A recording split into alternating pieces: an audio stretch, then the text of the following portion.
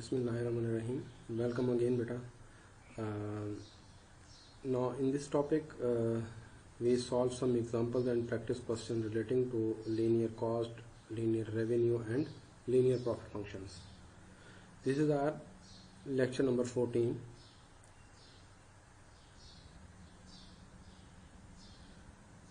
Here, we see another example in which data is given in a tabular form. Construct the profit function from the following table with annual fixed cost. With annual fixed cost 75,000. Construct the profit function from the following table with annual fixed cost 75,000. Here, in the following table, in this table, there are three types of firms for number 1, number 2 and number 3. Here the crops, soya bean, corn and potatoes. And their cost, it shows cost per acre $900, $1,100 and $750. Here the revenue per acre $1,300, $1,650 and $1,200. And with each value there is a fixed cost. There is $1,50,000, then $1,75,000, and then $1,25,000. And this annual fixed cost is beside these fixed costs. This annual cost is beside then these fixed costs. So we start this example and how we can construct a profit function with the help of this information. Solution: let me say the crop of soya bean is denoted by X1 and the crop of corn is represented by X2 and the crop of potatoes is represented by X3. So the total revenue comes from the sales of each of three forms. Each of three forms. Here you can write it as, because revenue is based on three types of crops. It is not based on a single variable. Here it based on three variables. So revenue is based on X1, X2, X3 is equal to 1,300. Here you see that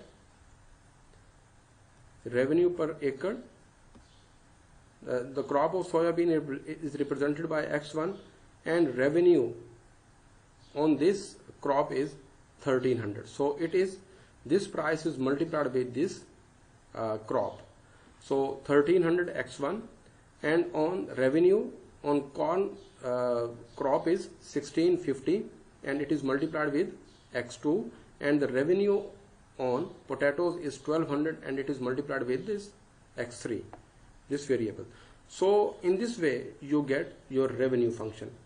Revenue is based on X1, X2 and X3. It is 1,300 X1 plus 1,650 X2 plus 1,200 X3. Now total cost of these forms with fixed cost.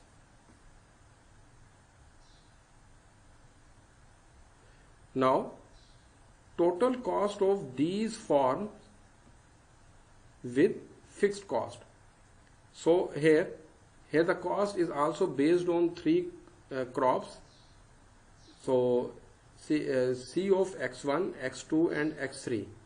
Here the cost, you see that the cost bear by the crop soya bean, that is per acre, that is 900, and the cost bear by the crop of corn, that is 1,100, and for potatoes that is 750.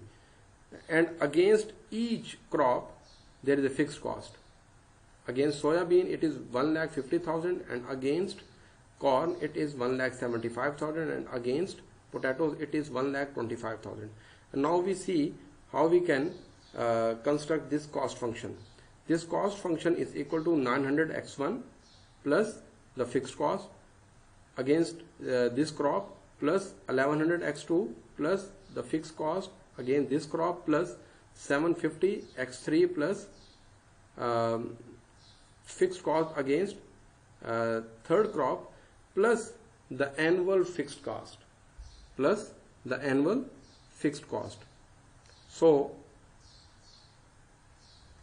we see here, when we simplify this, C of x1, x2, x3 is equal to 900 x1 plus 1100 x2 plus 750 x3 plus 5,25,000. 5,25,000. So the required total profit function is, P of x is equal to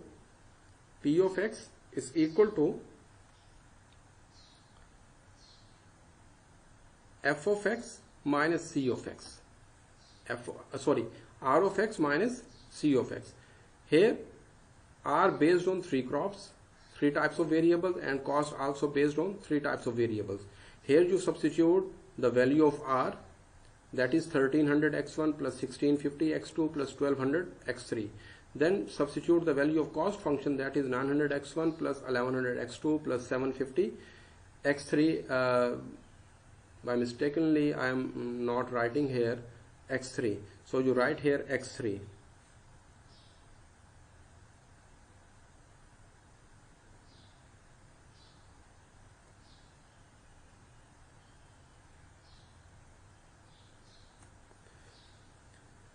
So plus 5 to 5, 5,000. When you simplify this, you get 400 x1 plus 550 x2 plus 450 x3 minus 5 to 5, 000. Now we move towards exercise, that is exercise number 5.1, and it is at page 182.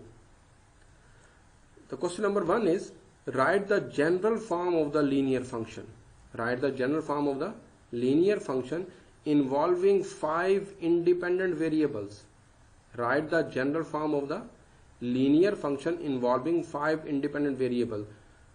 You now you remember the definition, how we can define a linear function depending on one independent variable and one dependent variable. Similarly, you learn remember how we can define a function that is based on 2 independent variables and 1 dependent variable. Here in this form you have to ask that you write a function that involve 5 independent variables. So we start, let a linear function f containing 5 independent variables. And what are these 5 independent variables are?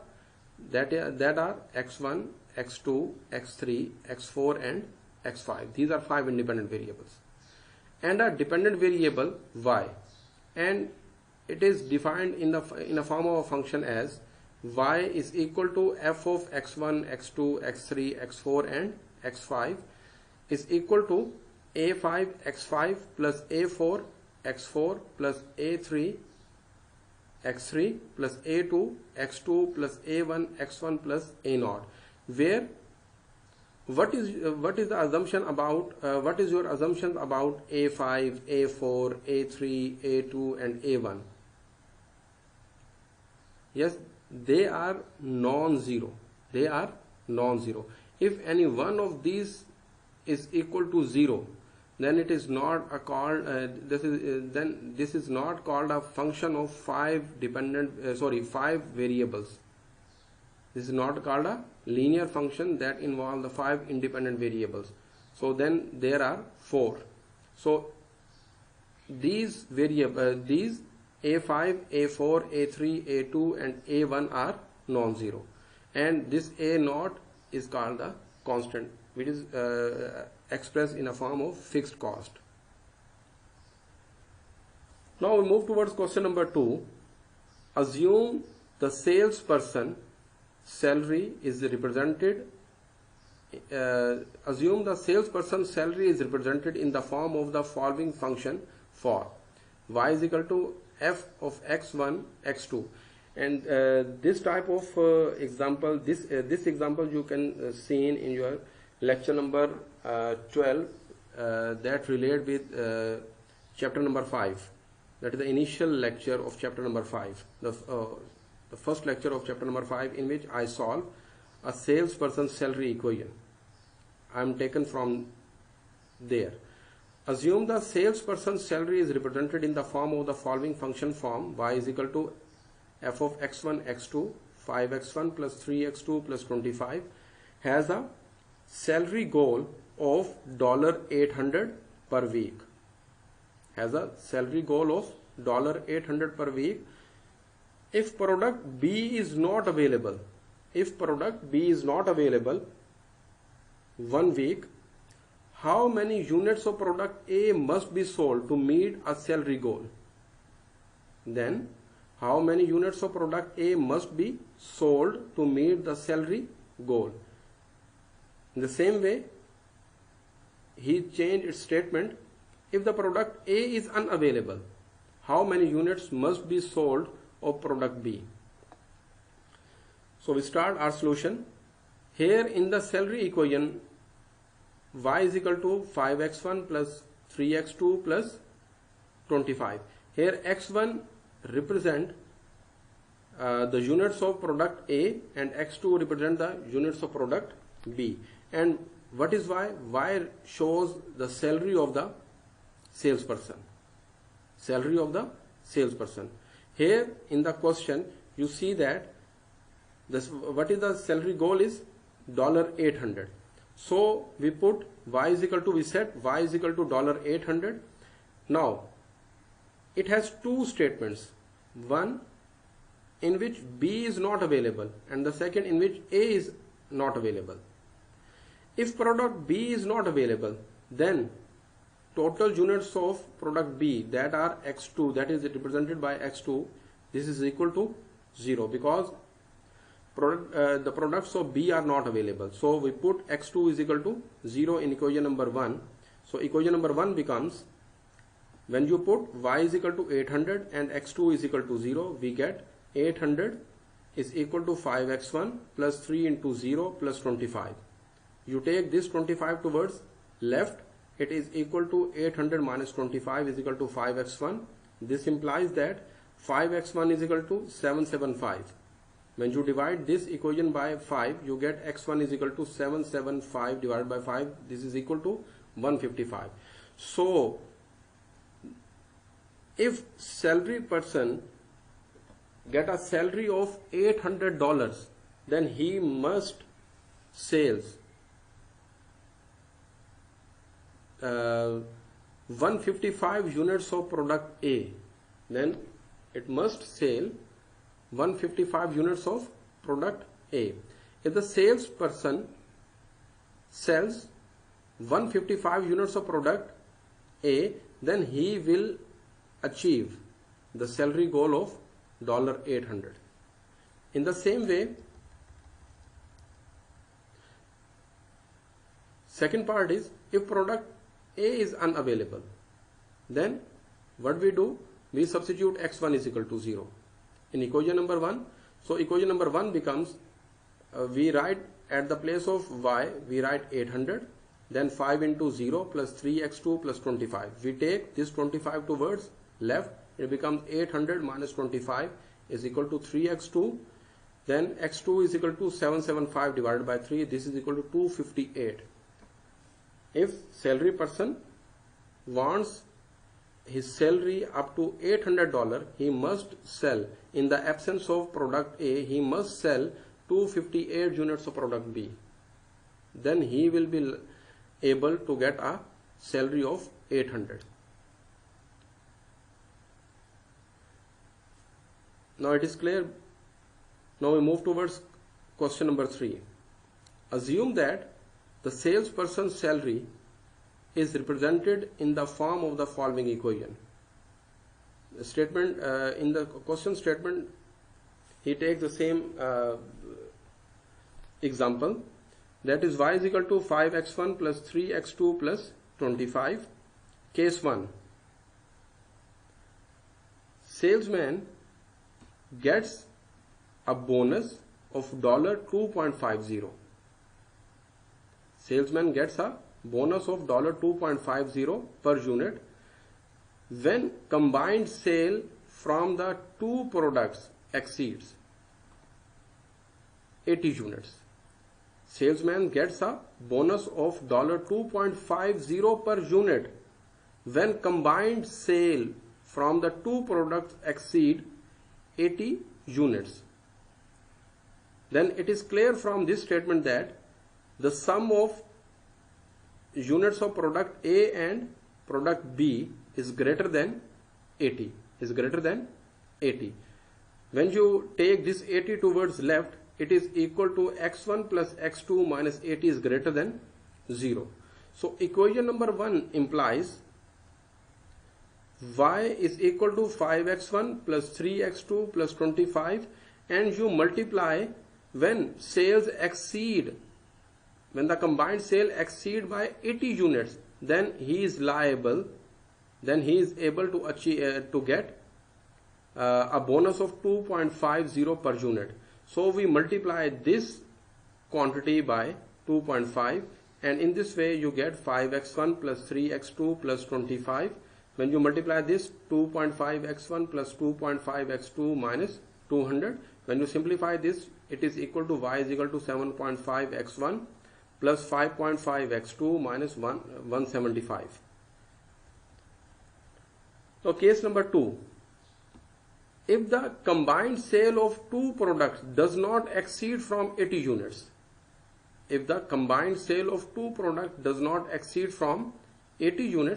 then you express this condition in the form of following inequality.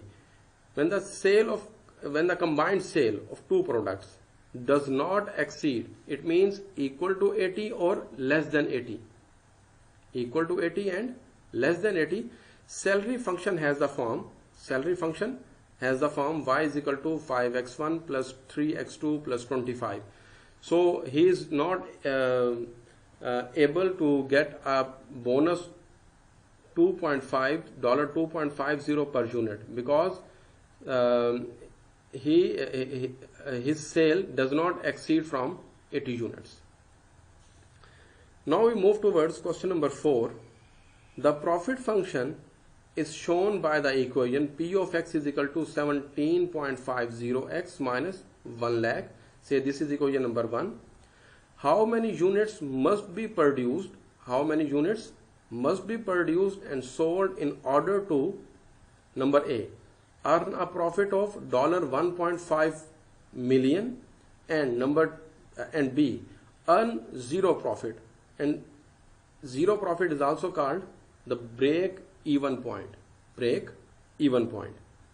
So its solution is, given equation of the profit function is P of x is equal to 17.50 x minus 1 lakh, which is given in the form of equation number 1. Now we take its part A. Px, what is Px? This Px represents the profit. So how much profit he earned? The firm earned, that is $1.5 million. So you substitute, set P of x is equal to 1.5 million. This is equal to 15 lakh. You substitute at the place of P of x, you substitute 15 lakh. So it is equal to 15 lakh is equal to 17.50x minus 1 lakh.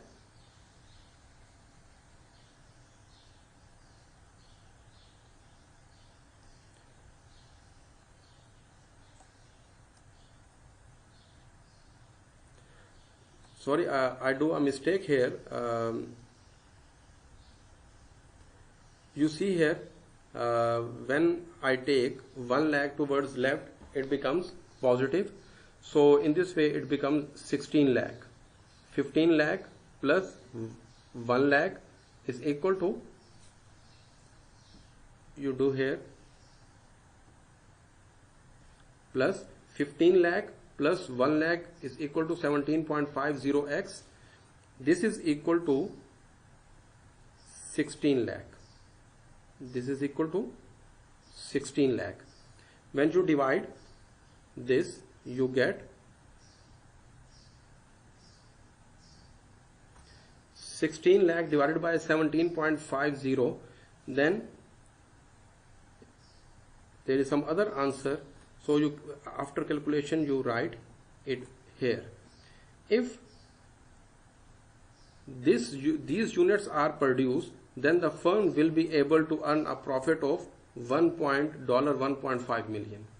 Then the firm will be able to earn a profit of $1.5 million. Now we move towards part B. To earn zero profit,